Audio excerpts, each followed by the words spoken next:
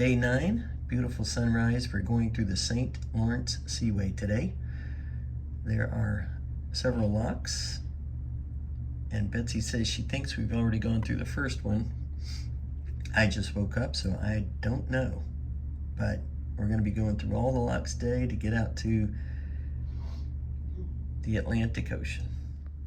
We're sailing down the St. Lawrence River. We left Toronto yesterday, and today we're going past Montreal to Trois-Rivières. On this side is the American side, the opposite side is the Canadian side. We've been passing beautiful little towns this morning, and now it's mostly forested. It's really beautiful and peaceful up here. We're in our stateroom, just looking out the window, and you can see how close we are to the shoreline, so I am assuming they must dredge this river a lot. Lake Ontario is 245 feet higher than the Atlantic Ocean. On the St. Lawrence River, the Iroquois Canal raises and lowers a ship 2 to 6 feet to adjust to the water level between Lake Ontario and the St. Lawrence River. Wiley-Dondero Canal is 8 nautical miles and provides access to Lake St. Lawrence. It's the only U.S. locks, and they're Eisenhower and Snell. Beauharnois Canal is 11.3 nautical miles with 2 locks and links Lake St. Francis to Lake St. Louis. South Shore Canal is 14 nautical miles from the Lake St. Louis to the port of Montreal and has 2 locks. We are entering the Eisenhower Lock, which is one of the 2 U.S. locks. All the others are Canadian. This is part of the Wiley-Dondero Canal. And interestingly, there is a road that runs under the Eisenhower Lock. It's called the Barnhart Island Road, and it just goes right under the lock, right across to the other side. The width of these locks is the same as what we went through in the Welland Canal, 80 feet wide or 24.4 meters.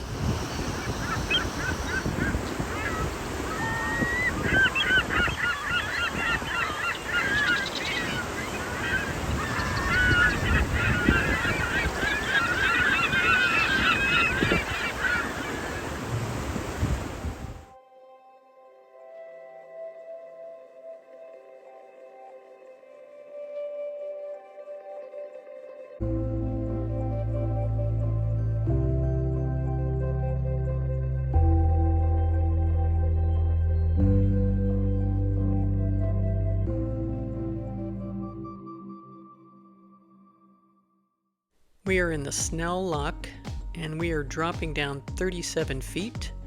This is taken from the back of the ship with time lapse.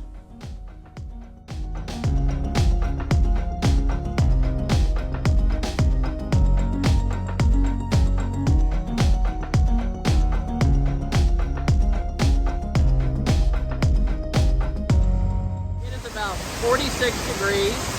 We've just gone through the lock. We've dropped down 37 feet, and now we're moving through the lock, and Betsy can show you how close we are to the lock.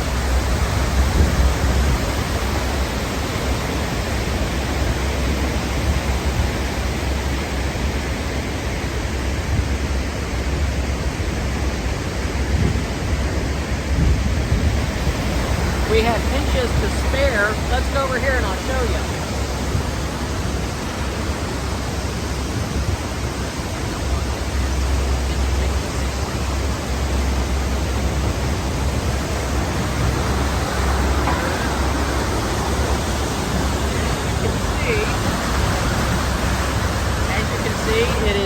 It is quite close. The captain has asked us repeatedly not to stick our hands out, not to lean overboard. It's tight. The yellow plates are the hands-free mooring system, which attach to the ships by a suction system. They move up and down on a slide, and they move in sync with the water level to keep the ship from bouncing around in the lock. It's much more efficient than the old-fashioned way, which was a lot of people and a lot of mooring lines. How close would you say we are to the wall? Oh, we're 16 inches. But we've been as close as about 4 or 5 inches today.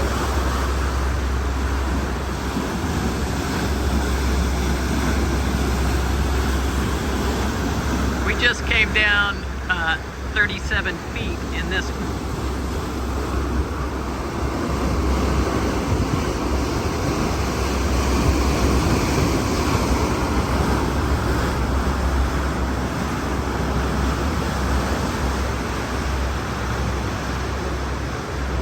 These are the doors, right? Yeah.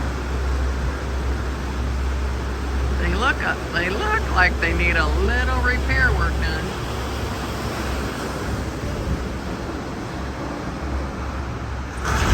Oh Lord. Oops. Lost some paint on that one.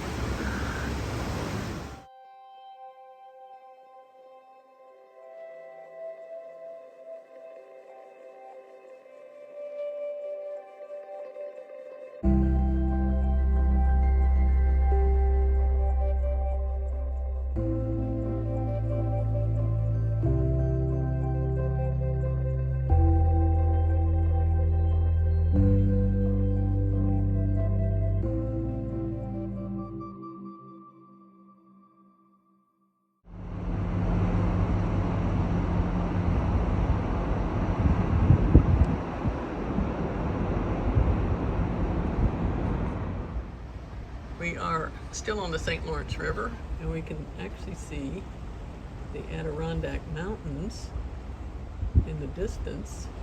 Very beautiful.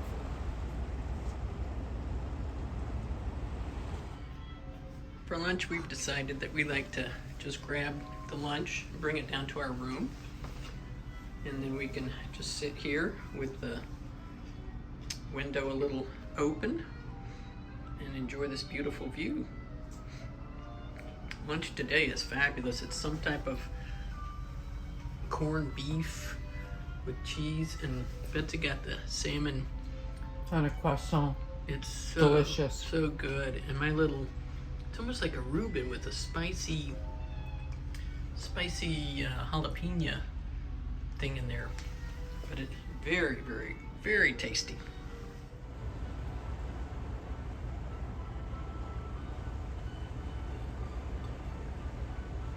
This is similar to the bridge in Port Colborne, where the whole road just goes up, and they've raised it up. And we are hoping that they had a really good tape measure to do this one. Going kind of fast. Well, we are going kind of fast. In comparison to the Welland Canal and the other lock that we went through previously, this is a piece of cake. We now understand why he goes through pretty quickly.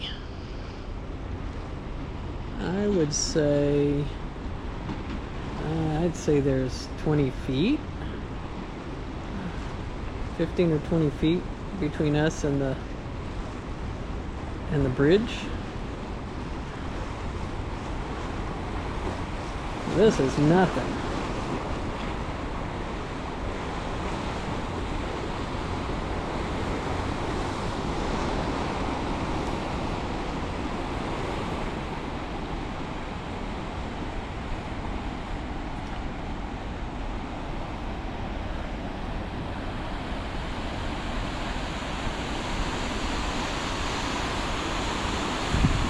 That is easy peasy. I'm not sure why they wait so long before they put the bridge back down.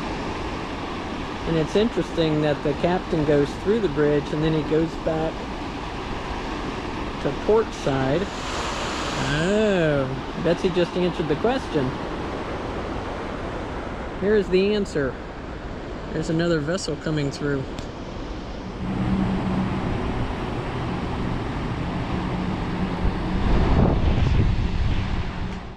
Each lock is 233.5 meters long, or 766 feet, and 24.4 meters wide, or 80 feet, and 9.1 meters deep, or 30 feet. A lock fills with approximately 91 million liters of water, or 24 million gallons, in just 7 to 10 minutes. Getting through a lock takes about 45 minutes. In this particular lock, the suction plates, also called hands-free mooring, would not connect to our ship. So we got to see how time-consuming and cumbersome securing the boat using mooring lines actually is.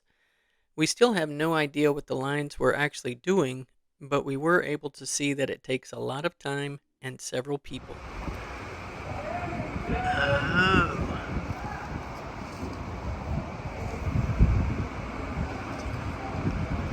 So I'm watching a very skinny line here, and I think,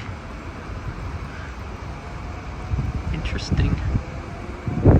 Okay, they're feeding over the other really big one.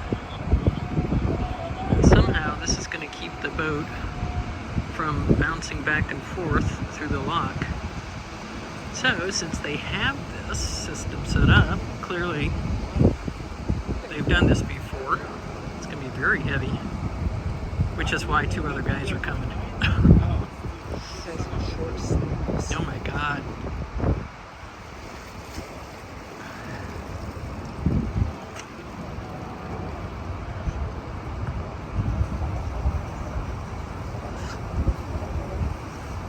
So it's basically going to be keeping us along this side, but it's going to scrape on this side, right? Yes. Alright, the locks are closing. So they must feel good about something.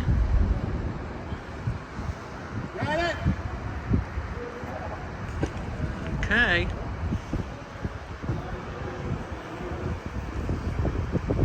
Alright, locks are closed, so I think they're going to start dropping the water.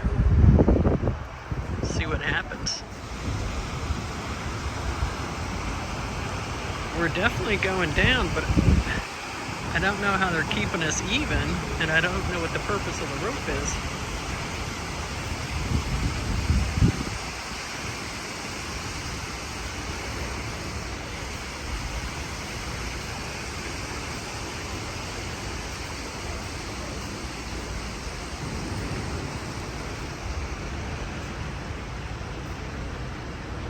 It is pretty tight over here. I'm going to look straight down. So that's the distance between the wall and the boat. I'm going to give it, holy moly, right there with that edge. I'm going to give that 4 inches. I bet we're going to hear some scraping.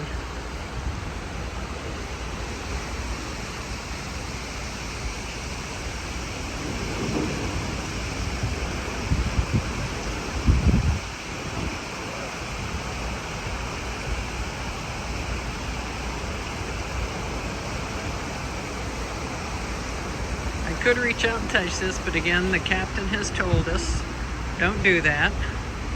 They've also warned us. Alright. That's the boat and that's the locked wall.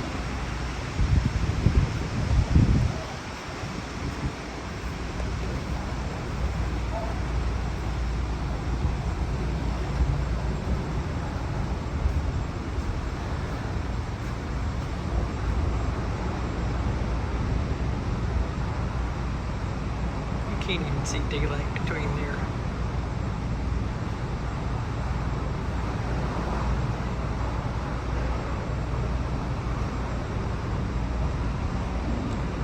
I'm guessing maybe the rope is to keep her from any rocking motion, because if it rocked back and forth any, it would definitely get a ding up top. It's going down very smoothly.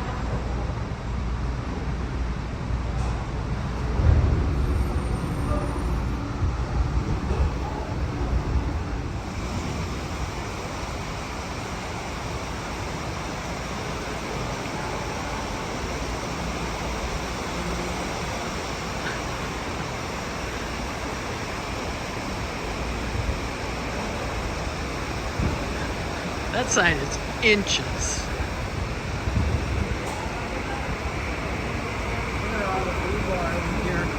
Oh my. So this is rebar that is exposed.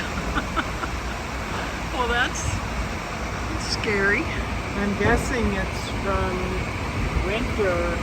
It freezes and then it's on a join line. Oh yeah. Yeah. Water gets in it. Yeah. So this side has, I'm gonna say 2 feet. Look at that. 2 feet between the wall. The other side has about 4 inches. Look how much more you can see on this side. They threw the rope back in, so they're pulling it in now, but he was backing up the ship to release the tension, but we thought he was just backing it up. It's like, oh my God! Because if he backed up, he'd go into that concrete, and then he would go into the lock doors, which are really big. But it looks like so far they have successfully maneuvered this lock without the magnets and suction. But boy, there's a lot of deterioration in these locks.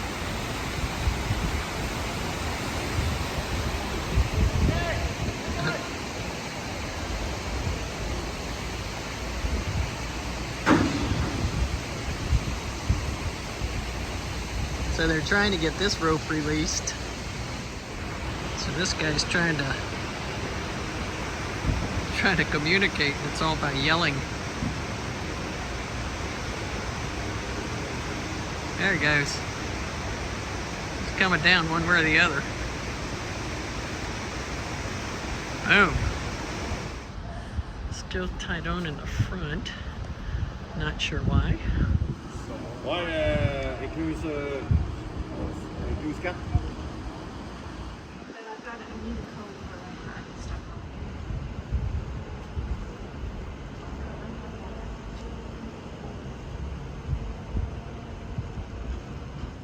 They got us through the old-fashioned way.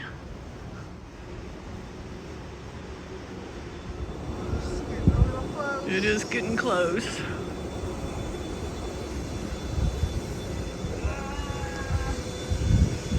Suck it in. I bet the captain's glad that's over.